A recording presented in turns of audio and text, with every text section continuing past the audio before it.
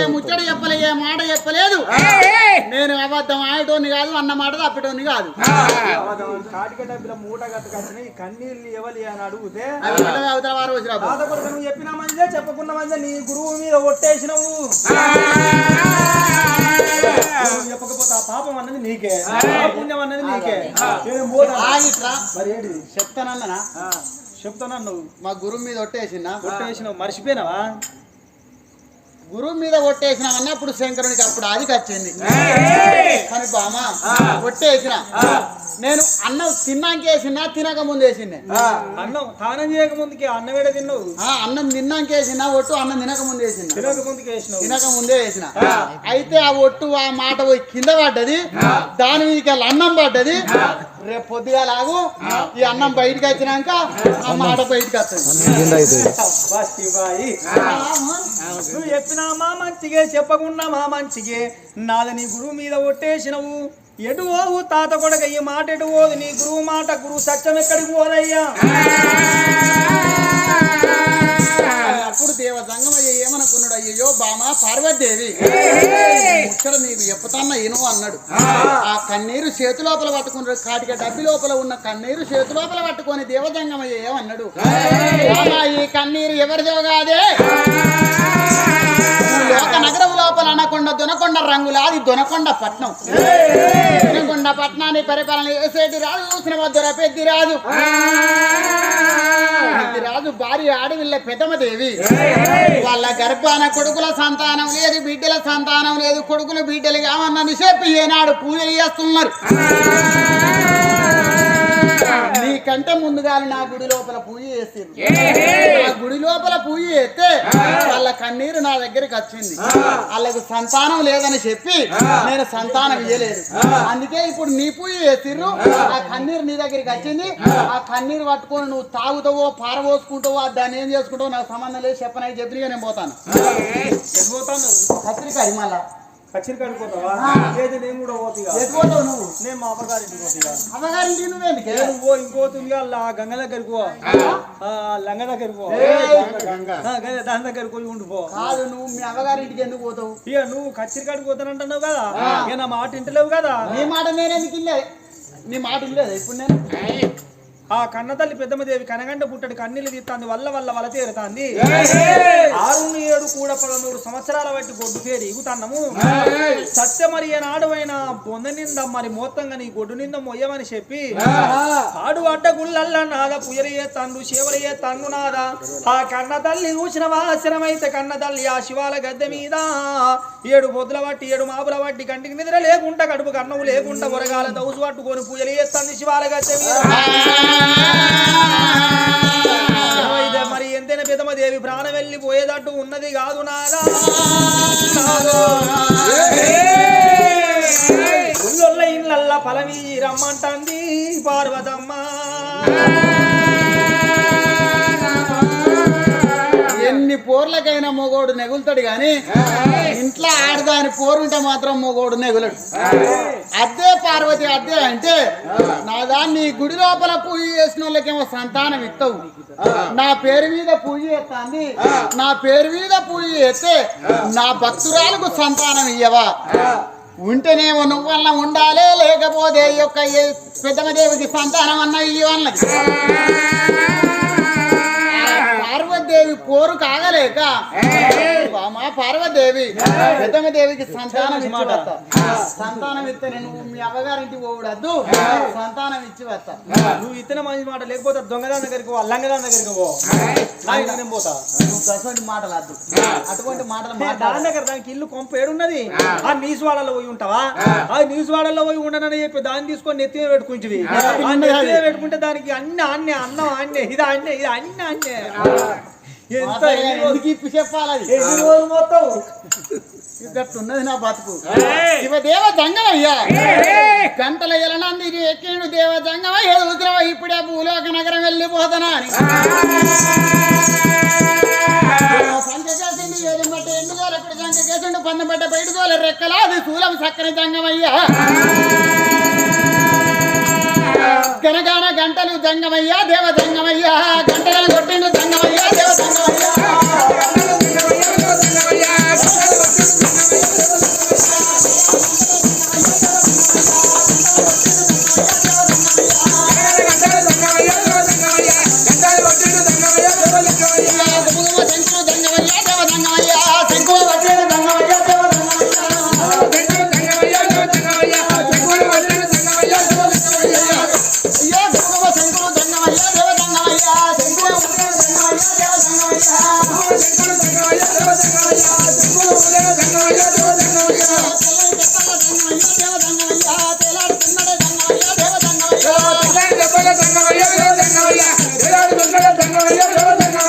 నల్లని మబ్బుల్లో దంగమయ్యా దేవ దంగమయ్యా నడిచాడుతున్నాడు దంగమయ్యా దేవ దంగమయ్యా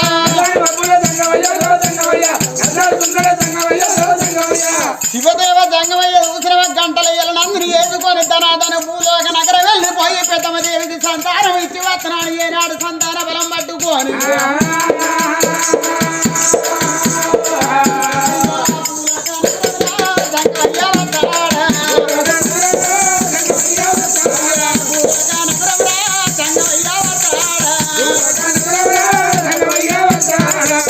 నంది మీద కొలువు తీరి ఏనాడు ధనాదనం అనకొండ దొనకొండ రంగులాది దొనకొండ పట్టం లోపల చూసినవా ఆ ఊరికి పనమడి బాజు అచ్చమల్ల తోటలు ఉన్నాయాట అచ్చమల్ల తోటల్లా నంది కూడా దిగేనా అచ్చమల్ల తోటల్లా నంది కూడా దిగేనా అచ్చమల్ల తోటల్లా నంది దిగింది ఆ నంది మీద కూర్చుండి దేవ దంగమయ్య ఏనాడు పెద్దమదేవికి సంతానం ఇత్తనని పోతాంటే ఆ పెద్దమదేవికి సంతానం ఇత్తనని నంది మీద కొలువు తీరి అచ్చమల్ల తోటల్లోకి వెళ్ళిపోతాంటే గప్పుడు చూసిన మా పెద్దమదేవి వేసిన 3 పాపాలు ఉన్నాయాట పెద్దమ్మదేవి చేసిన 3 పాపాలు ఏమిటంటే అలనాడు చూసినవా ఆడి వెళ్ళ పెద్దమ్మదేవి బట్ట మాసి బాండ్వ దూరం అయి ఉన్నదాట బట్ట మాసి బాండ్వ దూరం అయినప్పుడు తడిపెడి తానం చేసింది ఆ మైల వస్త్రం తీసి ఈనాడు ఒక మూట కట్టి ఒక తట్ట బోరేసిన మంచిగా ఉండు లేకపోతే ఒక మూట కట్టి ఓ చిక్కుడు చెట్టు కింద పెట్టిన మంచిగా ఉండు అట్లా కాకుండా ఆ మైల వస్త్రం ఇడిచి ఆ చోట వారేసినప్పుడు 12 సిరిసిల ప్రతాపి నాగరాజు సూర్యుడు ఏనాడు బయటికి వెళ్తాడో సూర్య నమస్కారం చేసుకుంటానని ఆ నాగరాజు వెళ్ళి వచ్చిందట నాగరాజు వెళ్ళి వచ్చి మొయ్య మూతలు పెట్టుకుంటే వెళ్ళి వచ్చినప్పుడు చూసిన ఆ మైల వస్త్రం అక్కడ ఉంటే ఆ మైల వస్త్రం మీదకి వెళ్ళి ఏనాడు వెళ్ళిపోయినప్పుడు ఆ మైల అనంగా నాగరాజు కళ్ళకు కొట్టి ఏనాడు నాగరాజు 2 కళ్ళు వేనేయాట నాగరాజు పాపం ఒకటి చూస్తున్నావు ఈ మైల వస్త్రం అనంగా సాకలివాడు వెళ్ళిపోయి బంగారి రంధ్రగోళం ఆ బంగారి రంధ్రగోళం లోపల ఏనాడు పిండినాడు పిండినప్పుడు ఆ పిండిన నీళ్లు మైలి గంగావు వట్టి మనిషి కాదు గర్భవతి మైలి గంగావు వెళ్ళి వచ్చి ఆ యొక్క నీళ్లు తాగిందాట ఆ నీళ్లు తాగినందుకు చూస్తున్నావా కడుపు లోపల ఉన్న మైలి గంగావు పిండం అవిసిపోయింది ఆవు పాపం ఒకటి నాగరాజు పాపం ఒకటి ఏనాడు తలకు పోసుకున్నది పెద్దమ్మదేవి తలకు పోసుకొని ఓ తువ్వాల చుట్టుకున్న మంచిగుండు ఆ ఎంటికలు కొట్టుకుంటా 7 మాలెక్కుతాందాట 7 మాలెక్కుతా అంటే ఈ ఎంటికలకు ఉన్న నీళ్లు పోయి ఏనాడు పాలకుండల్ల పడ్డాయి పాలకుండల్ల నీళ్లు పడ్డందుకు పాలకుండల్ల నీళ్లు ఏనాడు ఈ ఎంటికల నీళ్లు పాలకుండల్ల పడ్డందుకు చూసినవా కస్తూరి కళ్ళ కస్తూరి పిల్లి ఎల్లి వచ్చి పాలు తాగిందాట అప్పటికి గర్భవతి ఆ కర్రెకల్ల కస్తూరి పిల్లి ఈ పాలు తాగినందుకు ఆ కన్న తల్లి చూసినవా కర్రెకల్ల కస్తూరి పిల్లి ఏనాడు పిండి మౌసిపోతుందాట నాగరాజు పాపం ఒకటి ఆవు పాపం ఒకటి పిల్లి పాపం ఒకటి 3 పాపాలు ఏనాడు కళ్ళ చూసి అయ్యా ఓ దేవదంగమయ్య ఇప్పుడు ఏగిరంగా వెళ్ళిపోయి పెద్దమ్మదేవికి సంతానం ఇస్తావా నువ్వు పెద్దమ్మదేవికి సంతానం ఇచ్చేది లేదని చెప్పి 3 పాపాలు బరబర భగ్నమండినాయి ఒకవేళ నువ్వు సంతాన ఫలం ఇచ్చిన టైం ఉంటే చూసినవా మా పాపము తలగలేకుండా మరి ఏనాడు అయిన 3 నెలల పిండమైతే మేము అసలుకే ఉంచము 5 నెలల పిండాన్ని కాదు తండ్రి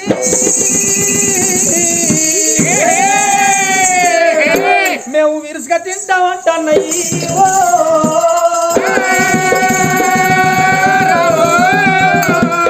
ఫలమిచ్చిన భాగ్యం ఉండబోదు నాయనా జంగమయ్యా సంతాన సంతాన ఫలమిచ్చిన భాగ్యం ఏనాటికి ఉండనీయము మేము ఒకవేళ సంతాన ఫలమిచ్చిన మరి ఏనాడు అయినా అదే నెల అటు తప్పిపోయిన 1 నెల తప్పిన 2 నెలలు తప్పిన 3 నెలల పిండమైన ఆ పిండాన్ని మేము ఉంచము గర్భం లోపల ఉన్న పిండాన్ని వీరుసుగా తింటామని చెప్పి మూడు బాబాలు మరి నంది గడ్డము తిరిగి నాయి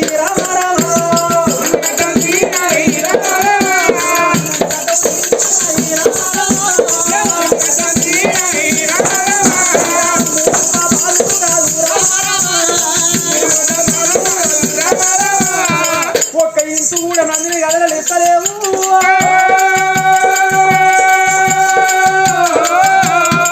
నంది మీద కూర్చున్న దేవజంగమ ఏనాడు కళ్ళ చూసిండు రే ఓ నందీశ్వర నువ్వు నడుమంటే నడతలేవని చెప్పి ఆ పాపాలు నంది కాలం చుట్టుకున్నాయి శంకరునికి తెలియక రాగోలలు ఏనాడు చేత పట్టిండాడ దేవజంగం అయ్యో రాగోల పట్టినాడు రాగోల చేత పట్టిండు దేవజంగం నందిని పెడా పెడా పెడా పెడా దెబ్బలు కొడతా అంటే ఏనాడు చీపురు ఉల్లల దొడ్డు తోడి సిమ్మిస్తుంది రక్తమాట నందికి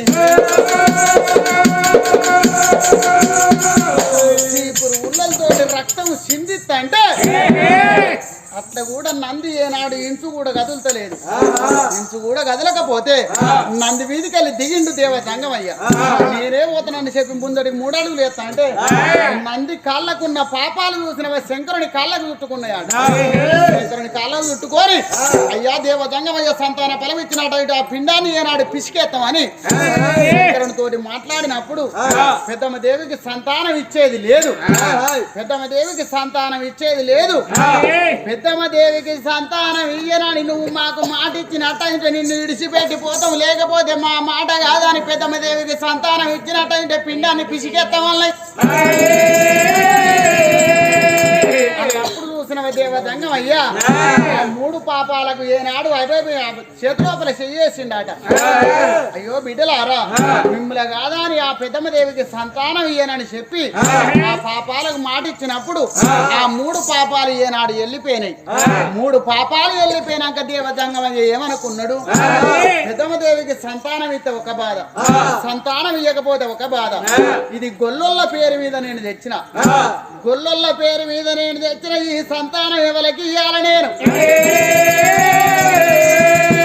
6,000 మంది ఎల్లములోరు 3,000 మంది తిరమందులోరు 9,000 బలగం లోపల ఏనాడు వరి చేతి లోపల అంజన వేసి చూస్తా అంటే 9,000 బలగం లోపల అందరికి సంతానం ఉన్నది 9,000 బలగం లోపల అందరికి సంతానం ఉన్నది అందరికి సంతానం ఉన్నది కానీ ఒక్కరికి మాత్రం సంతానం లేదు అందరికి సంతానం ఉన్నది ఒకరికి సంతానం లేదంటే చూసిన ఎవరికి సంతానం లేదు నాడు చూసిన పోలు రాదు అందరికంటే చిన్నోడు పోలు రాదు భార్య 7 ఏళ్ల పిల్ల ఎర్రగొల్ల సిరిదేవి 7 ఏళ్ల పిల్ల ఎర్రగొల్ల సిరిదేవికి సంతానం లేదు కాదు దేవుడా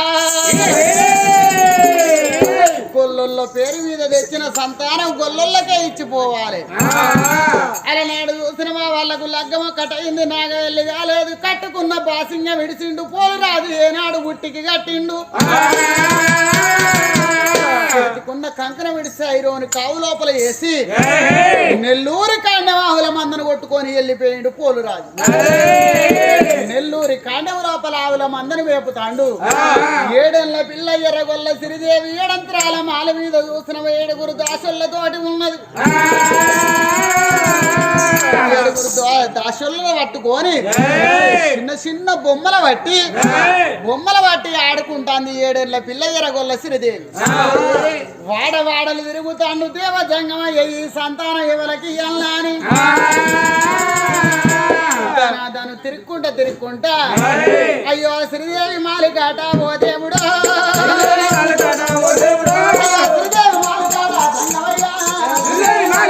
జంగమయ్య వత్తడమ్మా ఓ దేవుడు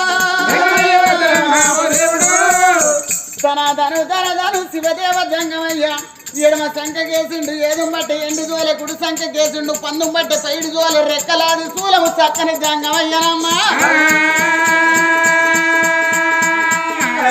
95 ఏళ్ళ పెద్ద మనిషి అవతారం ఎత్తుకున్నాడు తూర్పున గాలి వెడితే పనమట జోగుతాండు పనమట గాలి వెడితే తూర్పున జోగుతాండు 95 ఏళ్ళ పెద్ద మనిషి అవతారం ఎత్తుకున్నాడు జంగమయ్య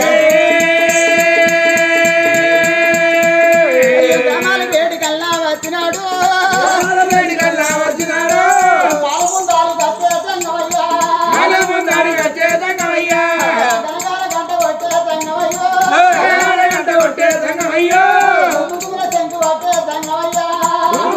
పట్టే జంగమయ్య మాల ముందరి కట్టిండు గనగన గనగన గంట పడతాండు గుమ్ము గుమ్ముడు శంకు పడతాండు గురువాయి పాట పాడతాండు